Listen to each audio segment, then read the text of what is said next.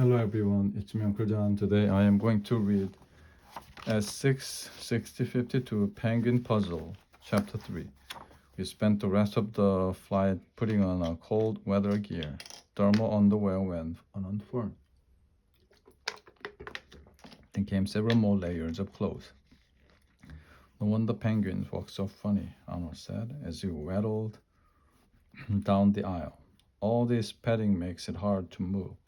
Arnold, waddle back to your seat, Miss Frizzle ordered. We are ready for touchdown. I looked up at the flashing sign over my seat. Fasten seatbelts. Prepare for landing. Where will we land, Uncle Cecil? I don't see an airport anywhere, I asked as I checked my seatbelt. Planes and boats. Boats come to Antarctica. There are scientists who live on Antarctica, especially during the summer. Several countries have research stations here. Even tourists come to visit. The plane was dropping lower and closer to the water. Suddenly we could see the ice blue ocean below us. There were big chunks of ice floating on it. Miss Frizzle, I don't see an airport, Ralphie cried out. Are we going to crash land in the water? Miss Frizzle was too busy to answer Ralphie. I saw punching buttons and checking readouts. Beside me, Uncle Cecil was clutching his briefcase to his chest. Phoebe, are you sure Miss Frizzle knows what she's doing? Just when it looked as if we were going to nosedive into the water, something amazing happened. The magic school jet turned into a magic school boat. Miss Frizzle wasn't at the controls of a plane anymore. She now had her hands on a big boat wheel, and all of us kids were sitting on a bench inside the cabin of a boat instead of in our plane seats. First mate Bird, I need your help. Miss Frizzle called out to Uncle Cecil. Aye, aye, Captain, Uncle Cecil said. He jumped up to join Miss Frizzle at the wheel. Together, they studied a map of Antarctica. Ahoy, mates, Carlos shouted. Check out the whale. We all ran to where the Carlos was standing, staring out the window. It didn't take long to see the whale. It was blowing a big spout of water into the air.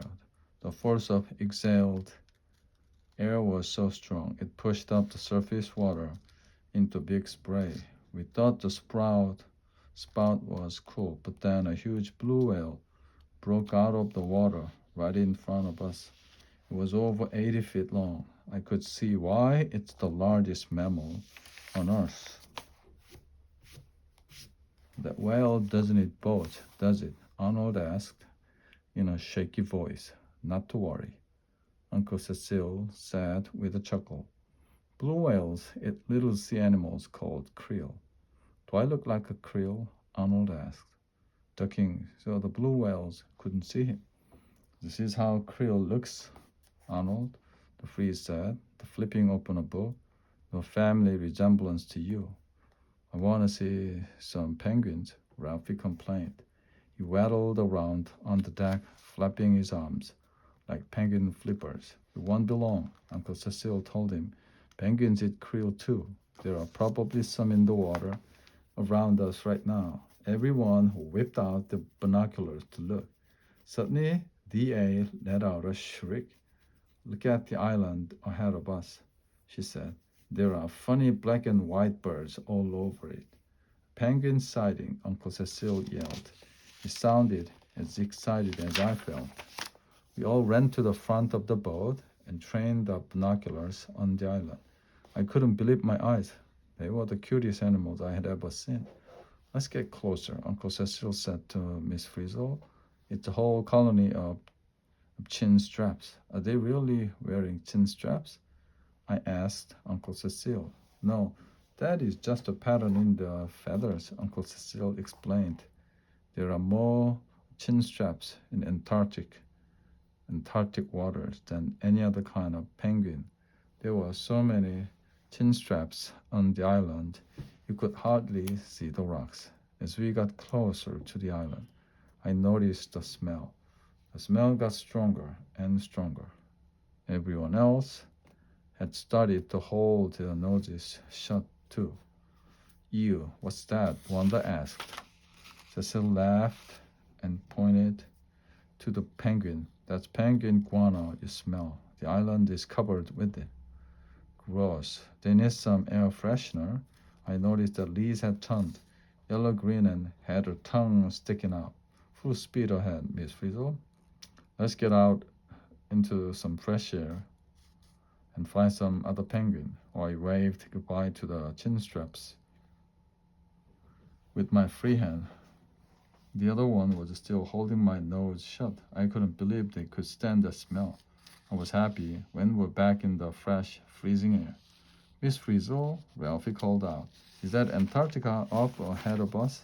We all turned to look where Ralphie was pointing. Ahead of us was a huge chunk of ice. That is just an iceberg, Ralphie. Just an iceberg? Wanda exclaimed. It's so huge. She was right. The iceberg rose straight up out of the water and had lots of white peaks. And that's only tip of the iceberg, Tim said. I started to get nervous. I remembered that the Titanic sunk after hitting an iceberg. Miss Frizzle, are you sure our boat is safe in this close to the iceberg? Not to worry, Phoebe. The frozen Frizzle will keep us shipshape. My heart was beating fast the whole time we passed by the iceberg. It made our boat look like a toy floating in the ocean. There it is, Uncle Cecil suddenly shouted. Antarctica. He pointed to some huge white cliff in the distance. It looked like an iceberg, but even bigger. Miss Frizzle steered the boat toward the coastline. Suddenly, there was a loud bang on the side of the frozen Frizzle. We felt the whole ship shake. Uncle Cecil, how was that? Keep your cool, Phoebe, Cecil said. We just hit a piece of packed ice. Just an ice cube compared to that iceberg we passed before.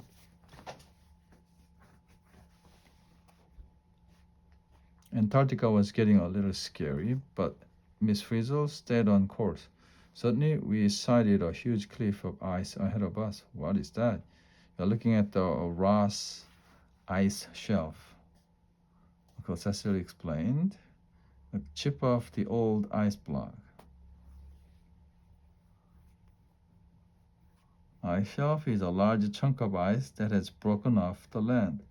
Ross ice shelf is about 200 feet tall, 600 miles long, and almost 1,000 feet thick.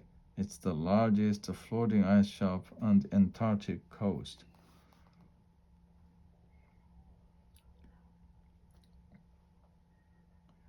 I noticed that DA was busy flipping through her notebook. I knew it was only a matter of time. According to my research, DA announced, an ice shelf is formed at the edge of Antarctica. See the mountain behind the Ross ice shelf? It is called the Terror Mountain. It is 2 miles high, made up of tons of ice. I think I know why it is called Terror Mountain, Wanda said, shaking in her boots as she looked straight up at the jagged ice. By the time we passed the Ross ice shelf, we are all shivering. Miss Frizzle went below decks, came up with a big pile of yellow parkas. Bundle up, she ordered. This is no time to get cold feet. Chapter 4. Even though we had on heavy coats, we all felt really underdressed. When we saw the next penguin, Arnold was the first to spot one. Penguin, ho! Arnold pointed to a black and white penguin standing at the end of a cliff. As we rounded the cliff, we saw a whole colony of penguins. Look, they are all wearing tuxedos. Wanda yelled. They are dressed up for the penguin party. Keisha added. The penguins were the wetling around the cliff. They looked all dressed up with nowhere to go.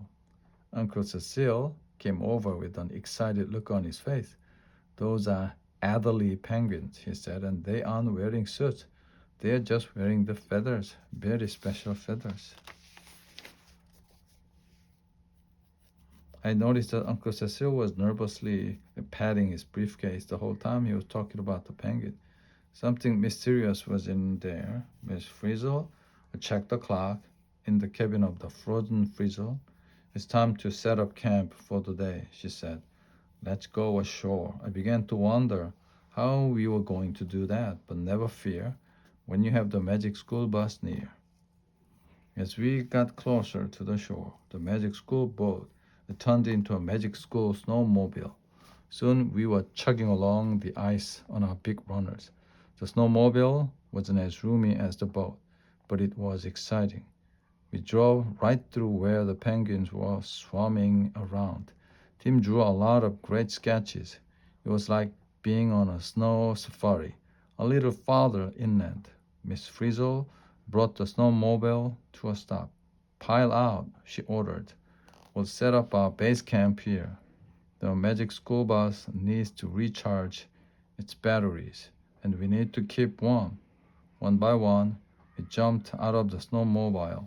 The air around us was super clear, and the snow was super white, was so white and bright it hurt our eyes. I need some shades, Carlos yelled. Me too. Everyone else chimed in. We had to squint to see. The snowmobile was equipped with everything we needed. Miss Frizzle and Uncle Cecil passed out special sunglasses for all of us to wear. Then DA took some pictures of us posing in our Antarctic gear. We were having a great time. Class, it's later than you think. Wants to have a sleepover tonight. We all got excited about sleepover. Miss Frizzle said we could look for more penguins tomorrow. Then she asked for help with setting up a tent for the night. I ran over to help right away. One thing was for sure. I wanted a warm, cozy place to sleep. Setting up our tent looked like a big dome. Miss Frizzle, will we be sleeping on land, on ice tonight? Good question, Tim. Frizzle answered, there's land under your feet. But it's a long way down. Tonight you will be sleeping on an ice cap. Making our camp was hard work. We were all tired out. Arnold let out a big yawn, then Wanda yawned too. We had all cut a case of the yawns.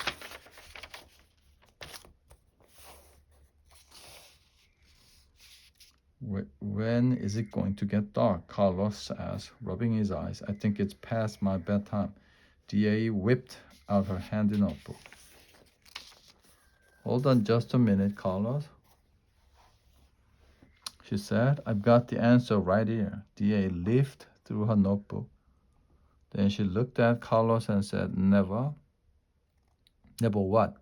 It'll never get dark tonight, DA said. The sun never completely sets on Antarctica in the summer. This place is way weird. I may have to go to sleep with my sunglasses on. We all crowded inside the tent and laid out our sleeping bags on the floor. I felt something small and cold crawl in with me. It was Liz, looking homesick. I fell asleep thinking about how much fun it would be to play with the penguins the next day. The end.